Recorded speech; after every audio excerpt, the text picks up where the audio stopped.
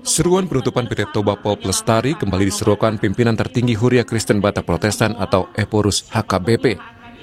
Pada Maret lalu, Eporus HKBP Victor Tinambunan memimpin doa dan ibadah bersama dalam tajuk Parawat Alam Tanah Batak di Kabupaten Toba, Sumatera Utara.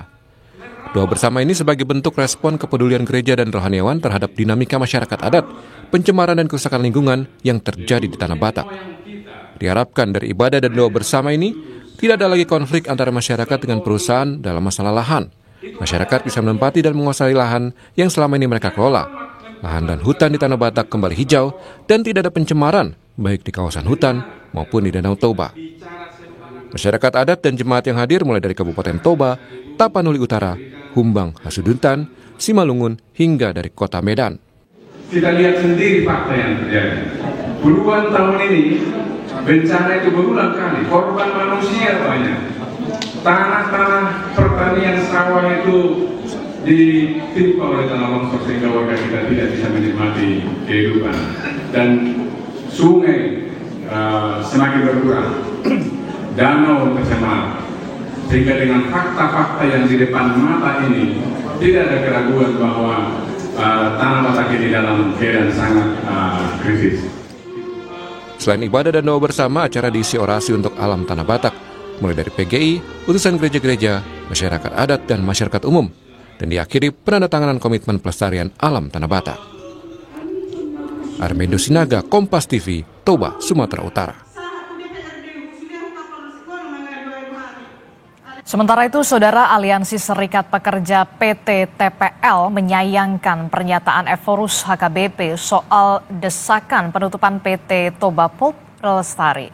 Serikat Pekerja meminta agar pimpinan HKBP tidak mendengarkan keterangan dari satu pihak saja. Serikat buruh, serikat pekerja yang ada di Toba Pulp Lestari sangat-sangat menyayangkan dari statement salah satu pimpinan gereja yang menyatakan tutup TPL, yang tanpa memikirkan dari keseluruh aspek. Tolong dipikirkan kami pekerja yang ada di PT Toba Pulp Lestari. Seandai kata Bapak mengatakan ini tutup, bagaimana dengan nasib kami, nasib anak dan istri kami? Jadi marilah kami menyarankan kepada Bapak supaya menampung aspirasi itu tidak sepihak. Duduk bersama dengan pemerintah dan manajemen Toba Pulp Lestari mencari solusi yang terbaik yang terjadi selama ini. Jangan dikatakan PT Toba Pulp Lestari ini perusak lingkungan. Apakah Bapak sudah melihat dan menyelidiki?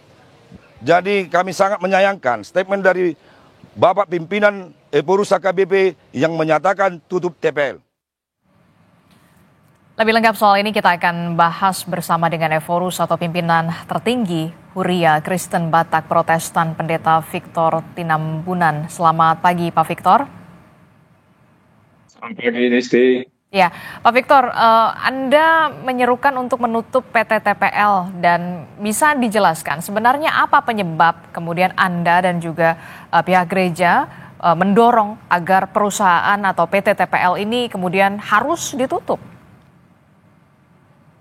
Ya, pertama kita lihat secara global dulu ya. Para pakar sepakat bahwa dari 10 ancaman global sekarang ini, krisis ekologi itu ada di urutan pertama. Bahkan sebetulnya bukan krisis, ini bencana ekologis. Dan ini dampaknya untuk keseluruh termasuk kita di Indonesia. Nah, oleh karena itu, saya sendiri sejak dibuka, dulu Indorayon namanya sampai TPL, sejak dibuka saya hanya 8 tahun tidak di sini. Artinya saya saksi mata, saya mendengar dari banyak pihak tidak betul seperti yang tadi disampaikan teman dari TPL sepihak. Ini sudah banyak pihak yang saya dengar. Saya mendengar dari pihak masyarakat banyak, mendengar pimpinan-pimpinan gereja, mendengar LSM, mendengar pihak kampus, mendengar banyak. Jadi dari segi mendengar pihak saya sudah banyak. Dan dari pengalaman empiris jelas sekali hasil-hasil studi. Korban-korban sejak berdirinya TPL ini sudah begitu banyak. Korban jiwa, korban luka, korban persawahan, perladangan dan sebagainya. Betul kita menghormati saudara-saudara kita yang bisa kita katakan minoritas lah masyarakat Tapanuli ini yang bekerja di situ. Dan kita akui itu, tetapi kita harus melihat yang lebih besar gitu. Yang mayoritas korban kehadiran TPL, baik lokal di sini maupun ini berdampak secara nasional dan juga internasional. Jadi seruan ini sejatinya ini betul-betul seiring dengan apa yang dicanangkan, yang kita banggakan, kita hormati Bapak Presiden dengan asta citanya, antaranya ada dua sebetulnya yang sangat ditekankan dalam asta cita itu oleh Bapak Presiden Prabowo yang kita hormati. Satu, di nomor 2 itu ekonomi hijau. Yang ke-8 malah lebih jelas dari Pak Prabowo, memperkuat penyelarasan kehidupan harmonis dengan lingkungan alam dan budaya. Jadi dari segi pengalaman kita, dari hasil studi, dari semua masyarakat yang kita dengar, program yang dicanangkan, yang kita banggakan, kita hormati Presiden Prabowo, ya kita harus tegak lurus kepada Pak Presiden. Itu Desi. Oke, Pak Victor, tadi kan sudah kita dengarkan bersama bahwa ada pernyataan dari Aliansi Serikat Pekerja di PT TPL yang kemudian salah satunya membantah kalau ada kalau perusahaan ini kemudian merusak lingkungan. Nah, bahkan Serikat Pekerja PT TPL mengatakan selidiki dulu lebih jelasnya, lebih komprehensifnya. Nah, respon Anda seperti apa, Pak Victor? Penelitian sudah banyak, Bu Desti. Salah satu yang sudah lama bergerak di sini, KSPPM misalkan, punya data-data ini banyak. Saya terima dari hasil-hasil penelitian. Jadi pengalaman empiris kita pun jelas-jelas baru-baru ini masih segar di ingatan kita. Korban banjir di mana-mana. Dan sebetulnya ini yang perlu kita antisipasi ke depan, karena nanti ini mulai Oktober sampai Januari tahun depan, ini akan musim hujan. Jadi kita mulai sekarang harus betul-betul menjaga, jangan sampai bencana yang lebih dahsyat, lebih besar terjadi. Itu tidak ada keraguan. Hasil penelitian yang sahih itu bahwa bencana yang silih berganti terjadi di Tanah Batak, Tapanuli Raya ini, itu ada kaitannya dengan kehancuran hutan-hutan kita di sini. Oke, Pak Victor, Anda juga sempat menyinggung soal bagaimana tanggung jawab perusahaan, khususnya kepada warga sekitar. Apa artinya ini? Selama ini Anda melihat dan juga masyarakat menilai tidak ada tanggung jawab yang dilakukan oleh PT TPL selama ini, selama beroperasi di sana? Ya tentu, ya kita dengar ada, dan itu yang saya dengar juga di media sosial, ada CSR, bahkan gereja sendiri menerima, ada yang beasiswa, oke, itu kita akui. Tetapi kita kan melihat gambaran yang lebih besar. Sebagian kecil memang mendapat keuntungan, dapat menikmatinya. Tapi sekali lagi kita harus melihat keadaan yang lebih luas. Tapanuli Raya ini, Indonesia ini, bahkan kita harus juga berpikir sekarang, satu pohon kita tebang di Tapanuli ini berdampak secara global. Nah, jadi marilah kita melihat dengan jernih, bukan hanya kepentingan yang sempit, hanya beberapa orang. Mari kita lihat yang lebih luas, lebih besar. Indonesia ini kita harapkan tidak ada bencana. Secara global kita tidak menyumbang bencana ke dunia ini, tetapi kita sebagai bangsa yang bermartabat, bangsa yang besar, seperti yang tadi, Pak Presiden sendiri sudah mencanangkan ini. Ini tentu dengan pertimbangan yang sangat matang. Oleh karena itu kita semua harus ikut. Gereja-gereja menopang, mendukung sedaya mampu apa yang dicanangkan oleh Bapak Presiden. Terima kasih. Pak Victor, ini kan kalau kita lihat sebelumnya begitu ya, juga sempat digelar doa bersama untuk merawat alam Tanah Batak. Nah, ini artinya sudah banyak kerusakan alam akibat dari operasi perusahaan PT TPL itu? Kerusakan apa yang kemudian berdampak langsung kepada masyarakat di sekitar di sana, di lokasi sana, Pak Victor? Satu, beberapa kali terjadi banjir bandang karena hutan habis. Kedua, tanah longsor yang menimpa beberapa warga kita, rumah rusak, ada korban jiwa. Nah, konflik-konflik sebelumnya juga terjadi. Nah, keadaan Danau Toba juga terganggu. Ada begitu banyak, daftar ini bisa dipelajari lah, tetapi intinya memang lebih banyak dampak negatifnya terhadap kehidupan yang lebih luas, alam Tanah Batak, masyarakat di sini, lebih banyak dampak negatifnya. Itu intinya. Oke, baik. Nah, kalau berbicara soal dampak apa saja, kemudian, nah, yang kemudian menjadi perhatian kita juga kerugian apa yang kemudian dialami oleh warga sekitar dengan adanya operasional dari PT TPL ini. Kalau bisa dijelaskan PT TPL ini memang fokusnya di bidang apa dan sudah berapa lama sebenarnya sudah beroperasi? Ini lebih daripada 30 tahun dan 30 memang tahun? kita dengar 30 tahun lebih, 35 tahun seperti itulah. Dan pasang surut pernah juga tutup. Dan jangan lupa Adisti bukan saya yang pertama. Beberapa tahun yang lalu saya bisa cek tahun berapa. Sudah ada seruan pimpinan-pimpinan gereja di sini juga untuk tutup. Jadi bukan ini sudah pernah berapa kali. Nah, apa yang menjadi secara konkret? Ya, pertama seringkali jalan-jalan kita jadi rusak karena truk-truk lewat. Mungkin mereka membayar pajak, tapi barangkali pajaknya juga hanya untuk membangun infrastruktur, itu saya nggak tahu. Tetapi seringkali jalan-jalan kita. Nah, sudah beberapa kali terjadi tanah longsor sehingga sawah masyarakat ditimpa, masyarakat kita tidak bisa mengerjakan ladangnya. Nah, saya sudah sebutkan tadi beberapa kali banjir bandang terakhir di Parapat itu kami hadir di sana bersama masyarakat, korban, rumah-rumah hancur. Sekali lagi sebetulnya ada sumber-sumber yang sangat jelas menyimpulkan itu. Oke, tadi juga Anda sempat menyinggung Pak Victor, sudah ada desakan untuk menutup dari PT TPL ini dari masyarakat sudah bertahun-tahun lamanya.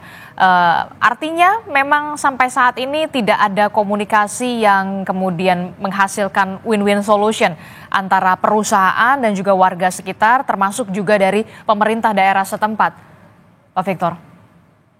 Iya, jadi itu juga yang saya sangat perhatikan juga. Selama 35 tahun lebih pemilik PT TPL ini, nggak tahu entah berapa orang kami yang ada di sini mengetahui siapa. Jadi kami tidak pernah bertemu, dan dalam budaya kami sebetulnya orang-orang Batak gitu, kalau ada hadir di tengah-tengah kita ya kita saling mengenal, bersilaturahmi.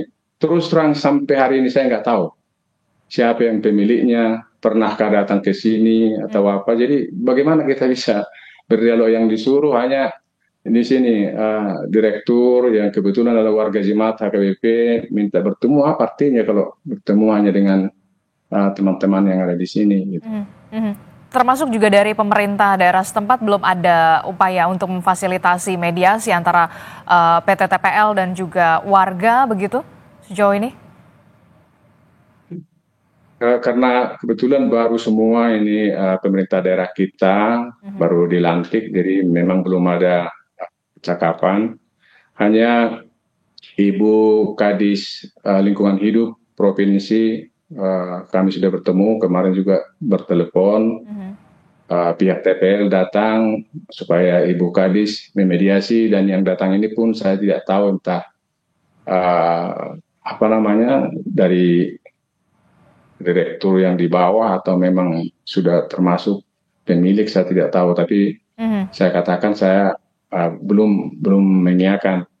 Tapi ada kemarin Ibu Kadis, dan beliau ini saya sangat bangga, Kadis Lingkungan Hidup. Beliau itu juga sebetulnya sangat mencintai lingkungan. Beberapa kali berseru supaya penebangan hutan dihentikan, tapi sampai hari ini terus berjalan. Apa yang disampaikan oleh Ibu Kadis Lingkungan Hidup Provinsi itu seperti tidak ditanggapi, tidak dengar. Sampai hari ini di daerah Parilitan, Sarabitang, penebangan pohon itu terus dilakukan. Terjadi sampai hari ini. Sangat memprihatinkan sebetulnya. Oke. Itu kalau untuk solusi jangka panjang berarti apa yang kemudian diharapkan, dan juga jangka pendek apa yang diharapkan dari dengan adanya PT TPL ini begitu? Apa yang diharapkan dari masyarakat? Jangan sampai kemudian kerusakan lingkungan juga dampaknya kerugiannya terhadap masyarakat terus terjadi, Pak Victor. Ya, pertama memang harus dipulihkan ini hutan-hutan tanah batak ini. Tidak mungkin seperti semula, tetapi persentase sudah ada yang pakar untuk yang menghitung berapa persenkah hutan di wilayah ini supaya ini aman, terhindar dari bencana. Kemudian kalau lingkungan hidup ini baik, ada dampaknya ke Danau Toba, dan kalau Danau Toba itu bebas dari bencana, bersih, kita mengharapkan turis mancanegara akan bisa mengimbangi Bali. Dan kalau turis mancanegara rame-rame datang ke Danau Toba karena dia bersih, terawat, tidak ada ancaman, itu juga akan mensejahterakan, akan jauh lebih sejahtera masyarakat di sini kalau Danau Toba itu betul-betul pulih sebagai geopark. Jadi tidak perlu sebetulnya merusak alam di Tapanuli Raya ini untuk meningkatkan perekonomian yang pada kenyataannya mayoritas menjadi sangat terganggu. Nah, kalau alam Tapanuli Raya ini lestari, hutannya baik, danau terpelihara, turis datang, kita akan bisa menyaksikan jauh lebih dahsyat keadaan perekonomian masyarakat di Tanah Batak. Ini yang kita percaya. Jadi semangat untuk merawat Danau Toba ini sekarang sudah menggema kembali. Dan kalau ini realisasi akan luar biasa. 1 juta saja mungkin dalam 1 tahun turis mancanegara datang ke sini, itu pasti akan mensejahterakan masyarakat. Tapi kalau tidak ada perubahan, pembabatan hutan terus terjadi, bencana terjadi, Danau Toba kotor, ya bagaimana mungkin turis akan datang? Jadi ini fokus kita. Kalau boleh kami menghimbau dari Tapanuli Raya ini, semua kita yang ada di Tapanuli, yang kita hormati para pejabat di pusat, berilah perhatian serius untuk merawat Danau Toba ini. Kalau Danau Toba itu mantap, turis-turis mancanegara hadir, itu akan lebih mensejahterakan Provinsi Sumatera Utara, perekonomian Indonesia juga akan pasti akan lebih baik. Oke, baik. Tentu saja kita harapkan ada solusi win-win solution yang kemudian nanti akan tercapai begitu dengan difasilitasi oleh pemerintah daerah setempat antara warga sekitar dan juga PT TPL. Terima kasih Eforus atau pimpinan tertinggi Huriah Kristen Batak Protestan, Pendeta Victor Tinambunan, dan perbincangan kita di pagi hari ini dengan Eforus HKBP adalah untuk menyimak lebih gamblang soal permasalahan yang kemudian disampaikan dari satu sisi terlebih dahulu, kemudian tentu saja di lain kesempatan kami juga akan memberikan ruang untuk pihak dari PT TPL. Terima kasih Pak Victor telah bergabung bersama kami. Selamat pagi, sehat selalu. Terima kasih.